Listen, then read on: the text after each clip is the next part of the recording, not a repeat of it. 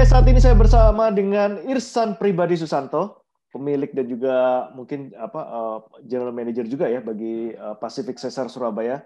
Pak Irsan, gimana kabarnya Pak Irsan? Baik, baik. Pak Irsan, ini kan ada berita terakhir mengenai IBL 2021 ya, yang udah mungkin diumumkan kepada tim-tim IBL bahwa rencananya bulan Januari IBL 2021 akan dimulai.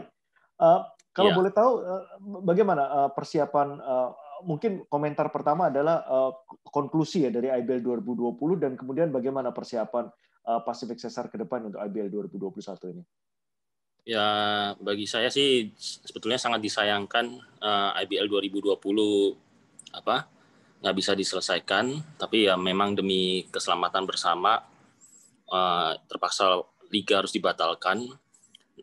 Tapi berita baiknya IBL 2021 sebentar lagi sudah segera dimulai, kalau nggak salah tanggal 15 Januari ya. Dan kali ini formatnya memang full pemain lokal. Kita sih nggak ada persiapan khusus sih sebetulnya. Lebih kali ini fokusnya karena full lokal dan ada 2 tim baru sama timnas elit muda. Kayaknya sih supply pemain lokal bagi semua tim juga agak terbatas. Jadi kita juga lagi fokusnya sekarang lebih ke tim rebuilding sih, cari pembinaan pemain muda lagi gitu. Oke.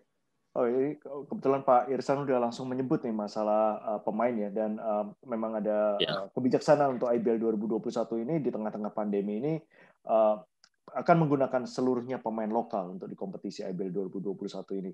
Dan untuk masalah pemain ini yang menjadi salah satu headline belakangan ini adalah pindahnya Yeriko Toasela dari Pacific Cesar ke Bali United.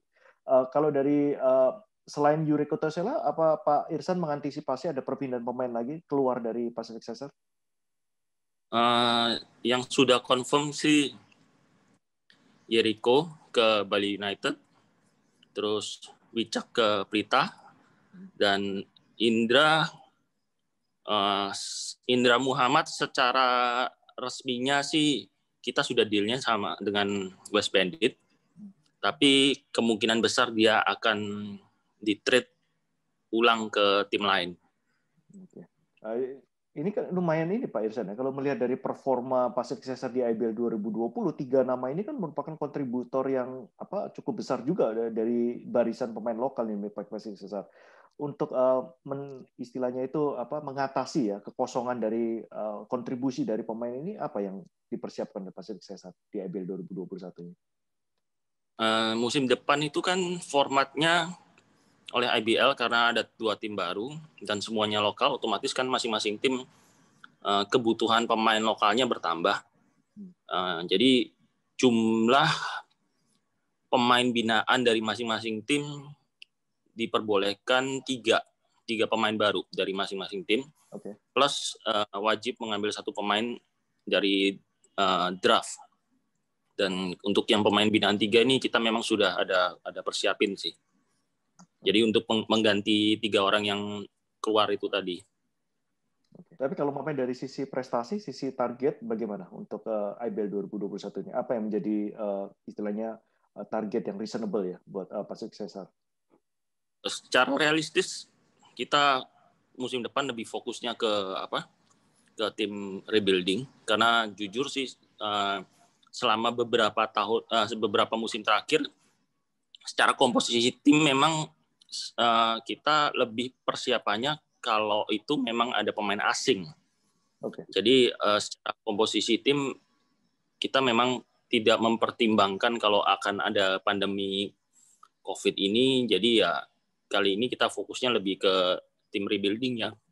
Jadi start over lah, lebih ke banyak pemain mudanya gitu. Oke, ya mudah-mudahan rebuilding tidak terjadi, justru reloading mungkin ketika bisa menemukan pemain sekali 3 pemain tersebut itu.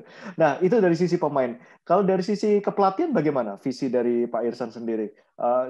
Dengar terakhir kan ada Coach Herman ya dan juga Coach Aris ya. Coach Aris dan Coach Moses yang menjadi istilahnya itu pelatih Pacific Cesar. Apakah ini akan diteruskan di IBL 2021?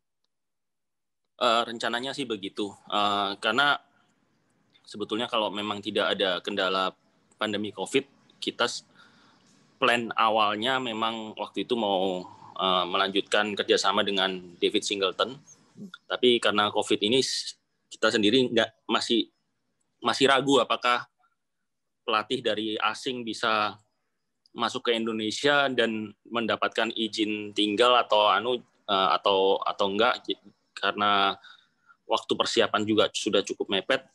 Kita memutuskan memakai coach Aris. Kemudian salah satu berita lain mengenai IBL 2021 ini kan ada sedikit perubahan format ya dari tiap seri yang akan dilakukan. Mungkin Pak Irsan bisa mengkoreksi saya, tapi dari informasi yang saya dapat katanya tetap mungkin cuma tinggal 5 atau 6 seri aja, tapi tiap seri itu akan diperpanjang menjadi 5 hari atau 6 hari. Apakah informasi itu benar, Pak Irsan? Kalau nggak salah 4 seri ya. Per serinya 6 hari, mirip kayak IBL yang musim-musim awal itu. Okay. Jadi 2 musim terakhir kalau nggak salah IBL kan mainannya udah cuma Jumat, Sabtu, Minggu ya.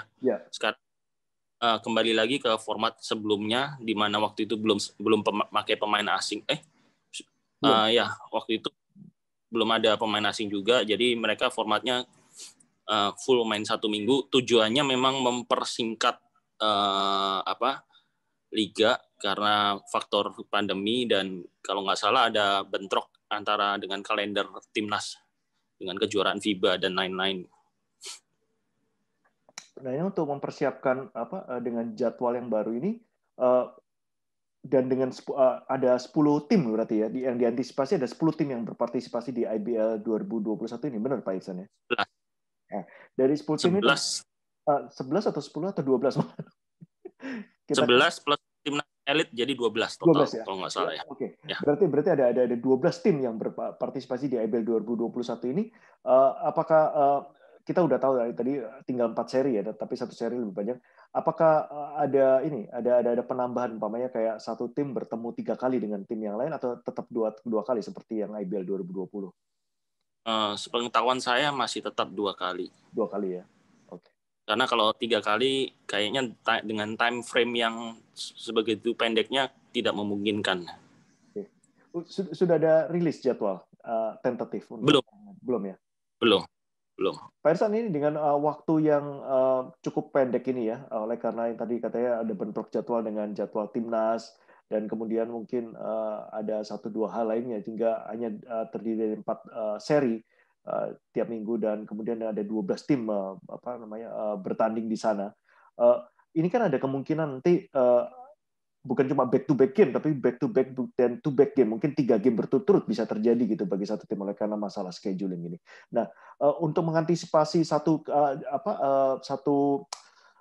jadwal yang cukup padat ini, apakah ada concern tersendiri dari Pacific Caesar terhadap pelaksanaan dari IBL 2021 ini?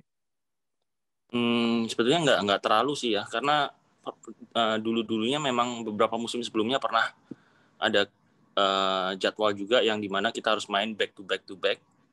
Ya kuncinya sih nanti dari coaching staff lebih jeli memanfaatkan rotasi pemain aja biar nggak kecapean. Oke. Satu lagi Pak Irsan, mengenai kemarin IBL menerbitkan daftar nama para pemain yang memasuki tahun terakhir kontrak, dan kemudian juga masukin free agency dan lain-lainnya. Saya boleh minta komentar dari Pak Irsan sendiri mengenai hal ini. Apakah ini layak untuk diteruskan untuk masalah transparansi, atau bagaimana enaknya? Ya, sebetulnya sih karena dari IBL sendiri ada program kedepannya mau menerapkan salary cap, lebih baik, lebih transparan, lebih bagus memang.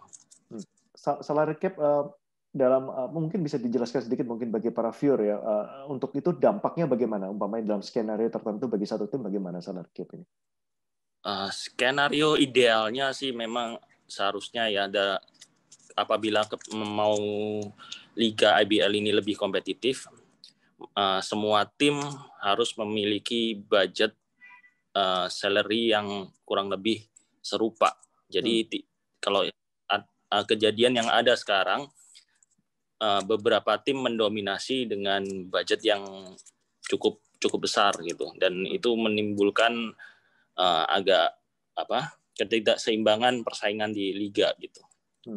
Ini dalam mungkin wacana ini masih dalam wacana ya salary cap gitu. Tapi yang Ya, diantisipasi Pak Irsan sendiri untuk masalah salary cap ini apakah tiap tim fix umpamanya dikasih jumlah dana tertentu yang mereka harus kelola untuk satu musim ini, atau ada tim yang mungkin kalau kita melihat ya kayak kompetisi di Eropa umpamanya ada tim yang istilahnya itu memiliki budget lebih, itu diperbolehkan tapi harus membayar kayak dalam tanda kutip pajak tertentu kepada liga sehingga bisa didistribusikan ke tim lain.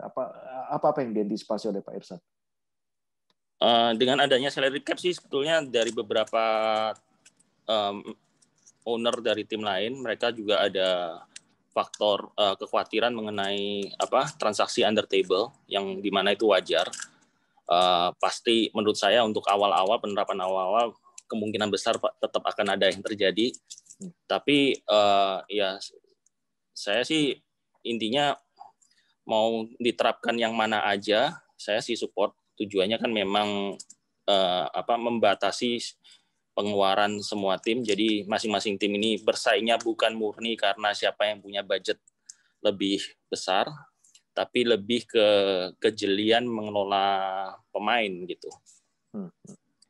Untuk masalah pengelolaan pemain, seberapa confident Pacific Cesar dengan program pemain pembinaannya sejauh ini? Kita sih selama ini progresnya saya sih cukup puas karena boleh dibilang dengan prestasi yang kita capai dan dengan budget yang kita keluarkan, kita boleh dibilang overachieve lah. Oke, Pak Irsan, terima kasih waktunya ya. Kita sudah mendapat informasi mengenai strategi dan juga rencana untuk Pacific Cesar di IBL 2021.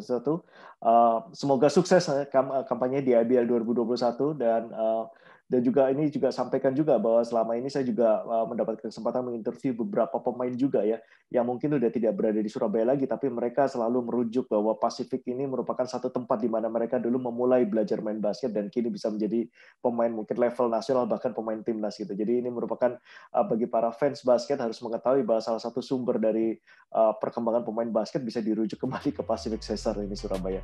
Oke Pak Irsan, terima kasih waktunya dan stay safe. Ya, thank you.